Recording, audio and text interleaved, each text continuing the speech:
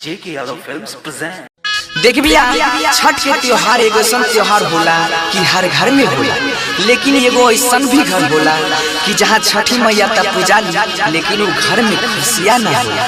ताई भजन के माध्यम से सुनी जा।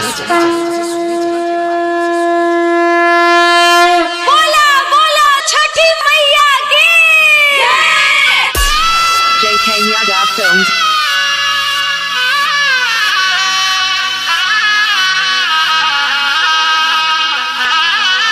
Singing by Bansidhar Chaudhary. साले साले पूजा के लिया साजा के सपना है, रोवे छै नयना।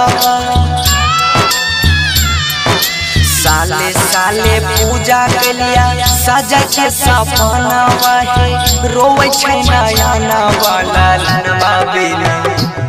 लालनवा बिना सोना लागे छै ननमा, लालनवा बिना सोना लागे छै ननमा। हे मोरी मैया, हे छठी मैया, हमारा न चाहिए न धनमा। हे छठी मैया, हमारा न चाहिए न धनमा। लालनवा बिना सोना लागे छै ननमा, लालनवा बिना सोना लागे छै ननमा।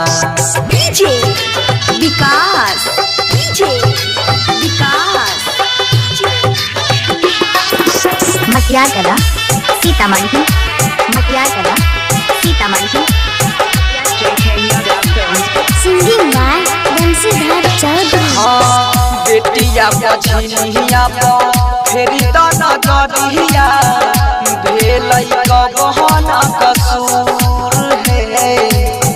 मन सब पुराई द हमर हे छठी मैया, सुपवा चढ़ई बाजर त कहिया मैया पुरतई मोरा हया जमनमा।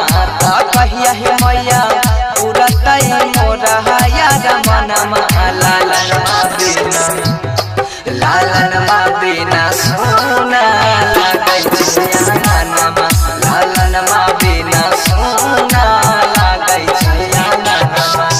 डीजे विकास, डीजे विकास।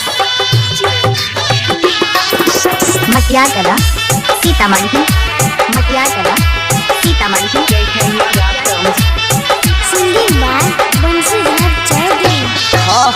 रही के उपास माई करै छिया पूजा, सुनिला नदी लहावा के दुख हे। घरवा के लोग सब महारै छै काना, कहिया पैया चहारा के सुख। ता सोनू सिंह बनसी के मन हिला कहनमा। ता सोनू सिंह बनसी के मन हिला कहनवा।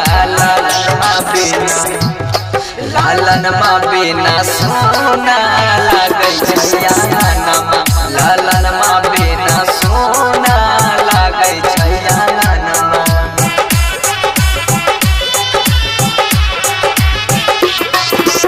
जय मां कत्यानी रिकॉर्डिंग स्टूडियो, मानसी कन्या। JK Yadav Films।